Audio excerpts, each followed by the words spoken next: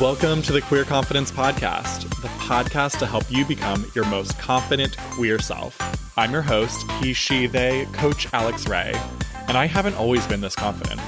In fact, I used to be super insecure. And through this show, I want to share with you what's worked for me, my clients, and my guests so that you can become more confident. Hello, unicorns!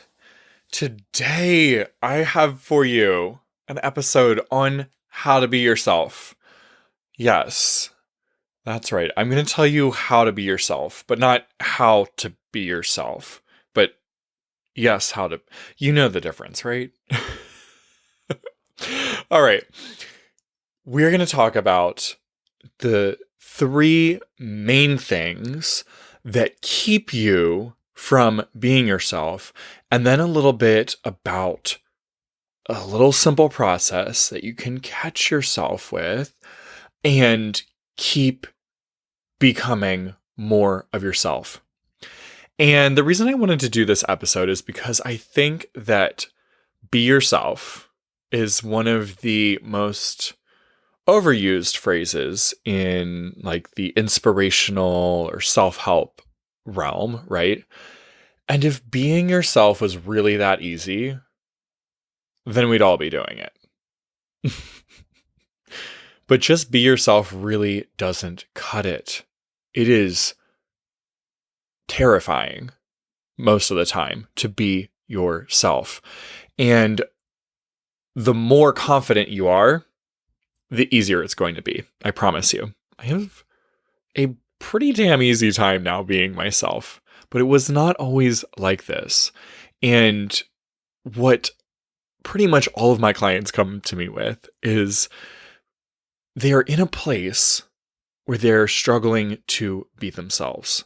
So I want you to know that, one, I have been there with you.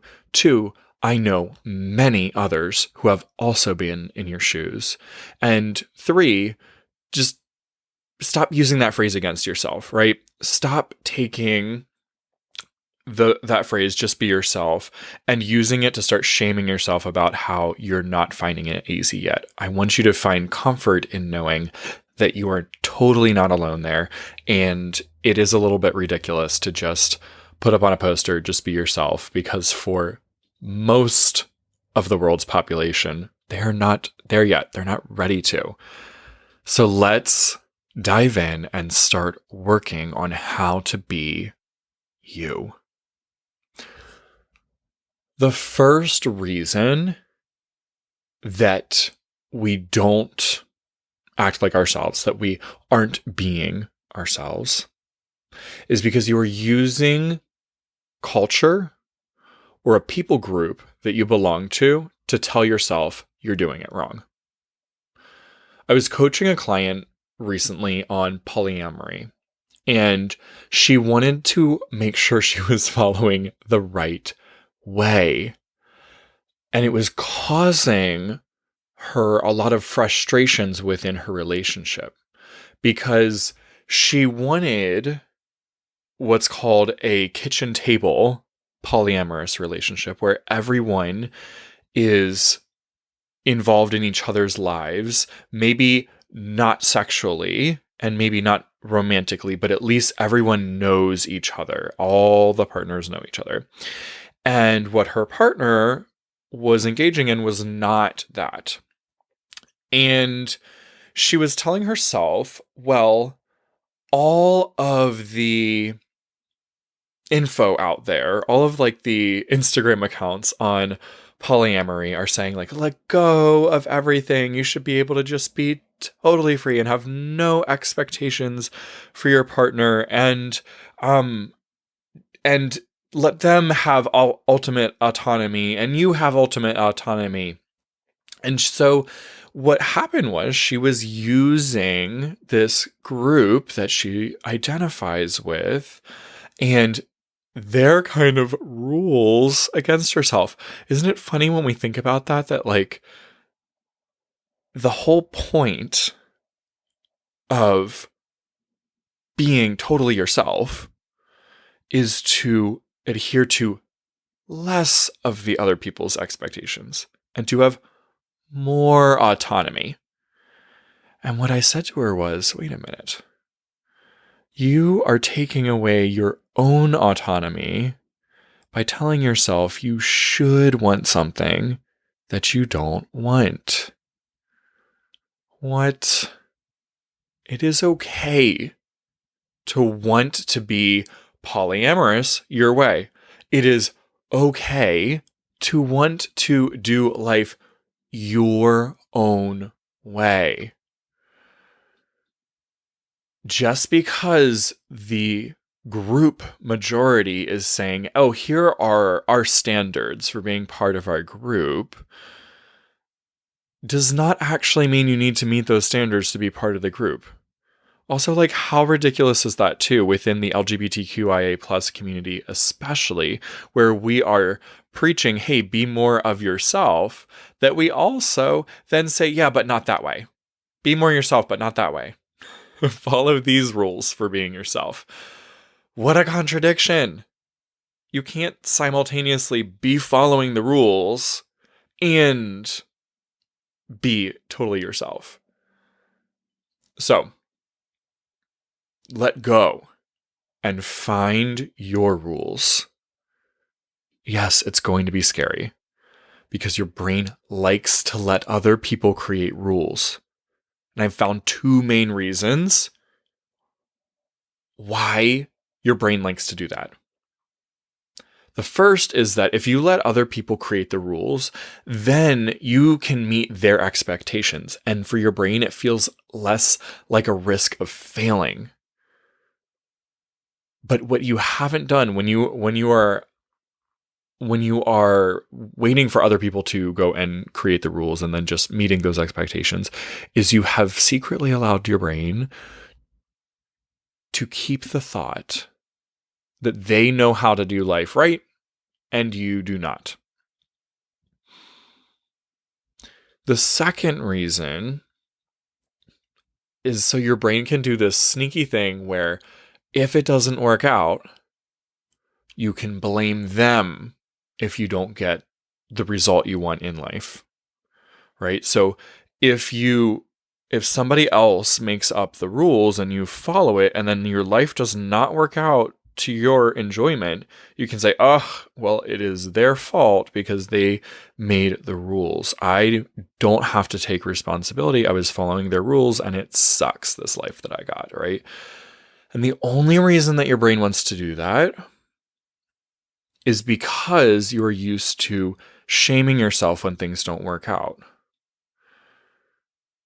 If you weren't in a pattern of shaming yourself when things didn't work out, then you'd be all right with taking responsibility for what came out of you following those rules. And you'd go, I get that these are their rules, but I don't really like what I get out of life when I follow these. So, your first little tip here is let it be scary, right? Just like our tip for becoming confident, be willing to be uncomfortable. Let this be uncomfortable. You deciding from what you enjoy and creating your life rules that way is going to allow you to have so much more freedom. Now, what about if you don't know yet? What if you don't know what your rules for life are, right? Guess how you make them? The exact same way the other people made their rules for life. I love this example of polyamory, right? Other people in the polyamorous community decided that these things worked really well for them. And then they preached them over and over and over and over.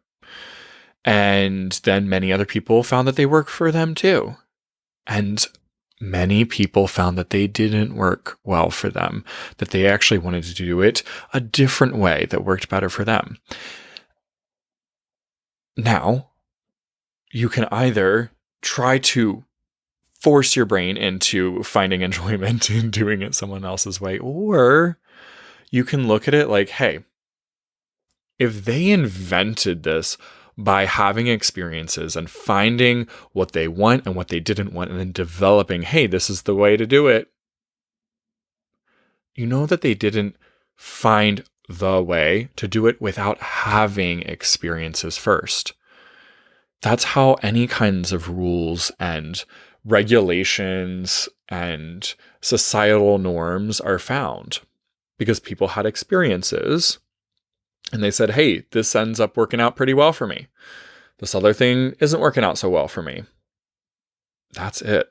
So, permission granted to find your rules through trial and error, to find your way to live through trial and error, to find how to be you through trial and error. Okay. The second reason why it's hard for you to be yourself is you use the rules, like rules in a maybe these are in a program that you've signed up for, like coaching. Maybe these are the rules at work. Maybe these are rules that you've learned about how to run a business. And so you're following those rules. Whatever rules you've picked up, you use those rules to tell yourself you're doing it wrong. So I was coaching another client who had been following a program, and he didn't love the program. And as a result, over the past several months, he had stopped effectively signing new clients in his business. And as we talked through it, we realized the only reason he had stopped signing new clients in his business is because he had decided, okay, I'm going to focus on following the rules of this program that I set up or signed up for and do it exactly their way. I'm going to run my business the way they tell me to, even though I don't like this way and I don't think it's in favor to my clients. And I said, what are we doing? We need to stop that.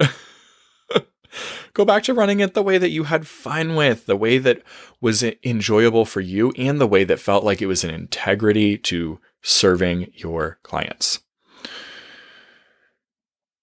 I want you to think about if you were committed to driving from Maryland. That's where I live, so I'm just choosing that, okay? I'm on the East Coast.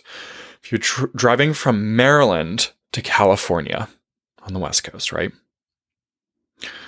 Are you committing to getting from Maryland to California, or are you committing to the highway? Now, both can get you there, right? You could commit, I don't know off the top of my head what highway that is that goes from east to west all the way. I think there is one though. But are you committing to that exact highway? Because what might happen is you might run into some road work. You might run into some traffic jams. You might run into, I don't know, horrible, ugly scenes that just aren't enjoyable, but you're driving on them anyway. You could commit exactly to the rules, to the process that somebody else has developed, that this highway is the right way and I am going to tough it out till I get there. Okay, could work. You could also commit to, I'm going to get to California. I'm committed to the destination. And if I encounter road work, no problem. There are other roads. There are back ways. The GPS can help me find a way around. The GPS is your intuition, and I have a great episode coming out next week on your intuition, so listen to that one. Okay, but your GPS, right, it can find another way around. You could also be driving on a long stretch of road that is just, so draining, and you're like, this is not what I want my experience to be driving across the country. You could choose a different highway with a better view. You could run into traffic and there might be a nice little cut around. Okay. My point is, between the two experiences, one of them, you are forcing yourself into a system. The other one, you are committed solely to the end result, and you're willing to do it your own way, to be adjustable and flexible along the journey. Both will get you there, my friend. But what if you decided that following the rules and the exact process was not nearly as important as getting the result that you wanted to get? What? I tell my clients all the time, hey, I might tell you a process and you might freaking hate it. Speak up. Because we are unattached to the exact method and we are fully committed to getting you the exact result you came here for. Rules, again, make it easy to blame someone else or the road or the GPS. It's totally useless, though. Like, if you're sitting here blaming or finding fault in the road or the GPS that got you on that road, or the other people that are on the road and creating traffic for you, or the city that decided to do some road work, like, what if you're just like, it's okay, it's totally fine. I'm gonna keep going on this journey. I'm gonna not blame or shame myself for choosing this way. I thought it might work, and turned out it didn't. Just take the next detour. And I'm not going to get angry and start blaming all the other drivers for being on the road or the city for doing the construction, because also not an effective use of my energy. I'm going to just keep going around it. And I will get to my destination. Your best way can be found through your experience and through your intuition, your GPS. All right. So good. Ready for the third one? Here's the third reason why you aren't being yourself. It's because you are using loved ones like friends, family, or your parents to tell yourself that you're doing it wrong. You're not being yourself in order to remain on good terms with them. So you're people pleasing. Look, I'm going to give you an example from my own life of how I found that I was doing this recently. My parents don't like uber celebrate me for who I am. Now, I'm not dragging them through the mud here. This is just a fact that right now, where they are in life, they don't uber celebrate me for exactly just who I am. Okay? And I was finding that I was actually a little nervous that I might say something online or I might dress in a certain way that might be uncomfortable for them. And I was allowing that to be just a reoccurring thought in my head. Now, I wasn't super aware of it, that I was really trying to please them. But I was like, why is it so hard? And every now and then I would think, like, I would be thinking about what I was going to wear or something, or a photo that I was going to post on Instagram. And the thought might pop into my head for half a second of like, I don't think my parents would like this, right? Or I'd be going over to their house dressed a certain way and think, oh, I think they might be like awkward around this. Okay. It didn't seem significant. And what I want you to know is that sometimes it might not seem significant for you either, but you might still be trying to remain on the best of terms. You might still be people pleasing by not being fully yourself around certain people. And even if you don't think that this is significant right now, even if you think, okay, well, I can get through it. I can tough it out. I want to offer to you that if you're willing, the faster way would be to put some boundaries in place. And I had put some boundaries in place with my parents and had not been really communicating with them for about a month. And I blocked them on social media. We just needed a little break for some personal things. And I am here to tell you that during that month, the way that I started showing up in all areas of my life was totally 1,000% more me.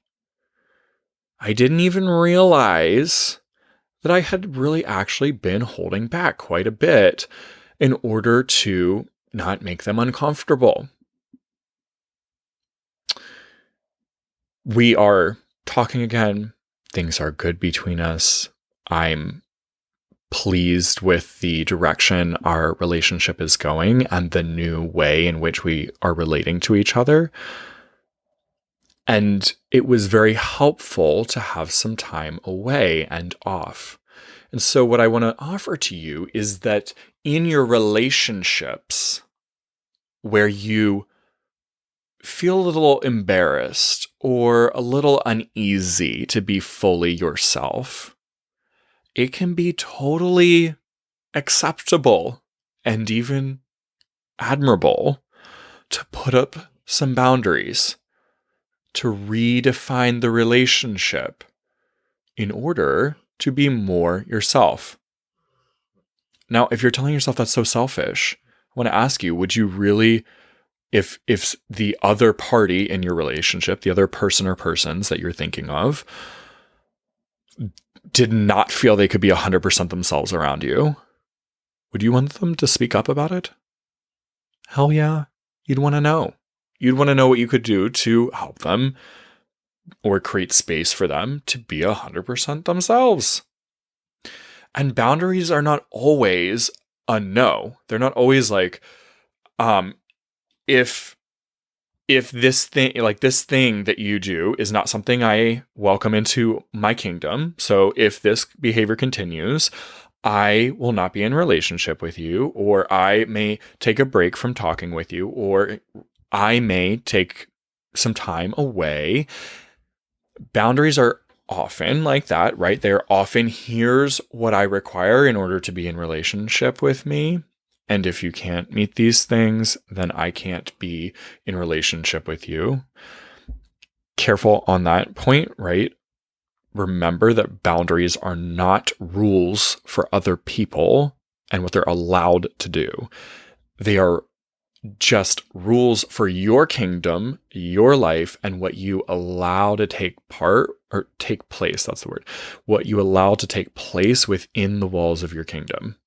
It is simply you setting up the life that you and experience that you want to have and saying, hey, I don't allow that kind of behavior in my sphere. You can keep doing whatever you want with your life, but you're going to do it not in my kingdom. I'm not going to be here. I'm not going to partake in it. Okay. So boundaries are often a no, but they can also be yeses. Boundaries can be an ask.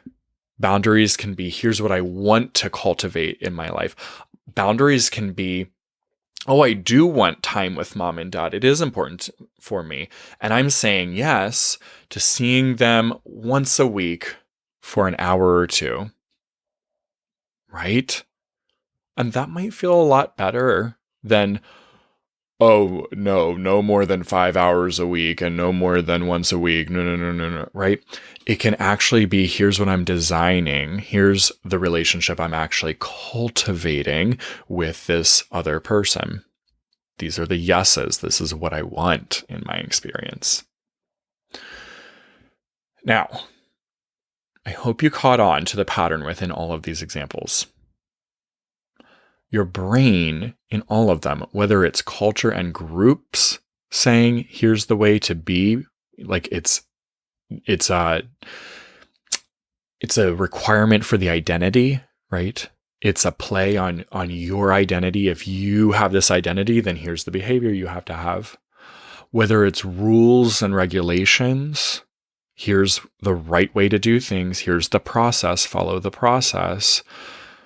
Or if it's your loved ones who just create excessive discomfort for you right now, and that you see them uncomfortable, and it's reminding you that you've been uncomfortable with being yourself, and it's just a little more than your brain is willing to or able to process right now as you are going on this journey to be more yourself. In all of these examples, your brain is on hyper alert to find ways to prove your existing beliefs true. And your existing belief is my way of being is wrong. My way of being is wrong. And other people's way of being is right. Other people know how to do things in a more correct way than I know how to do. Those are the beliefs that your brain is trying to prove true, and it's looking for evidence. Okay? Isn't it interesting that in these examples, none of the people on the other side actually told my clients or me how to behave? It was unspoken. It was through communication that was broadcasts. It was generalized communication. It was maybe just attitudes or looks from my parents, right? Maybe. And our brain, your brain, uses those things to go, oh, there's more evidence. I knew it. I'm doing it wrong. They gave me a funny look. It felt uncomfortable to be around them. I felt their energy. I must be doing it wrong. The posts on Instagram say that this is how it's supposed to look to be gay or trans or bi or polyamorous. These are the rules for that. I must not measure up to this identity. I should change how I do it. My way's wrong. These are the rules that were set up in this program, in my job, that my boss gave me. Oh, that's a funny one too. Bosses giving rules, you know that they care way more about the result that you get. That's what any business cares about, is the result that you get at the end. Not the how. They want a specific result. Who cares how you get there? Do you see it? Your brain is on hyper alert all the time for evidence to prove that you can keep on thinking, yep, your way is the wrong way, and other people know better. Find where you are setting up rules or expectations for yourself. What do you need to let go of? And what things in your life do you actually like, but you have some judgments about? I used to have judgments about liking drama. It was like, no, I don't like drama. I don't like drama. I don't like drama. Why do I keep finding myself in dramatic relationships? I had to release the judgment from the drama, or my judgment about drama, in order to admit, oh, I like a thrill. That's what it is. I had a client who found that she liked feeling jealous. So that's so interesting. You keep getting jealous. Yeah, I don't like it. Really? Why do you keep doing it? Oh, might kind of like it.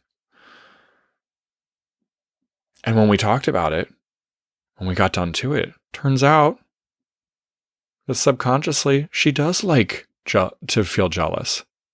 because it created a connection that was sort of serving and feeding her in a way.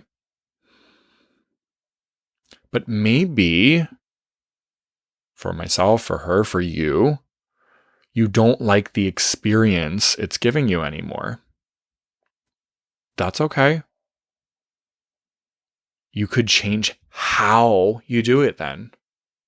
For me, in relationships now, I love to go find thrills that are like adventure, skydiving, camping, something like that. Although I've never been camping in a relationship, but you better look out, Mr. Man.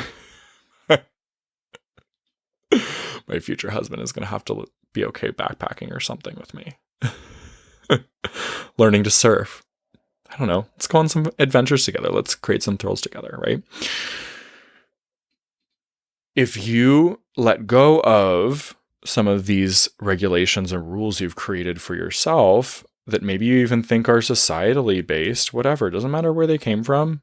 You've got these judgments about things that you actually genuinely do like and that you're actually attracted to, and you keep telling yourself you're not supposed to be attracted to it or not supposed to like it.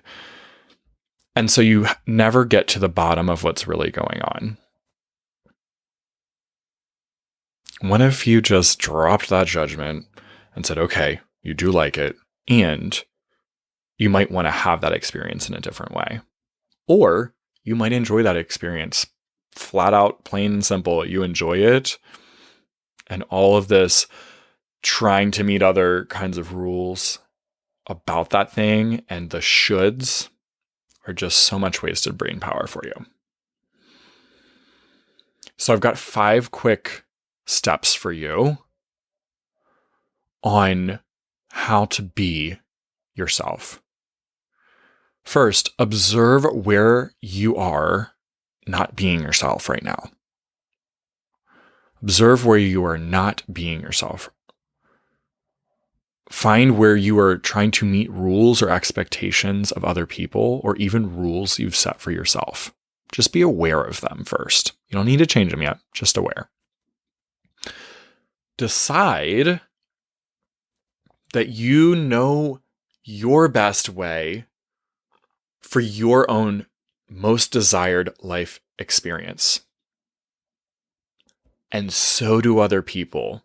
They know for their experience.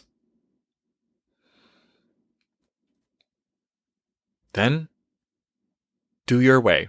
Test it out. Step 4, have your own back. Instead of shame, which reinforces your way is wrong, right? That thought, I'm doing it wrong. I do life wrong. I don't know the right way. Other people know the right way. Instead of that shame, which reinforces that thought, ask, how is this experience helpful for you? Right? If you've tested it out and it didn't work out the way you wanted it to, how is it still helpful for you? All of our experiences teach us more of what we want and more of what we don't want. If you look to learn from it, if you decide that every experience you have is useful, you will always be able to find evidence for that. And the last step, trust that you will always create useful experiences. You will always create useful experiences, no matter whose rules you're following or not following, the lack of rules. Okay, so again, those 5 steps. Observe where you are not being yourself. Step 2, decide that you know your best way for your own most desired life experience.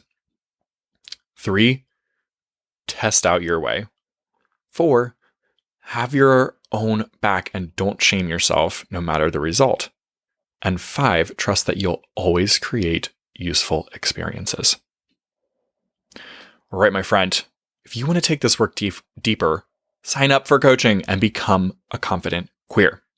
I can't wait to work with you. See ya. If you enjoyed this episode, don't keep it to yourself.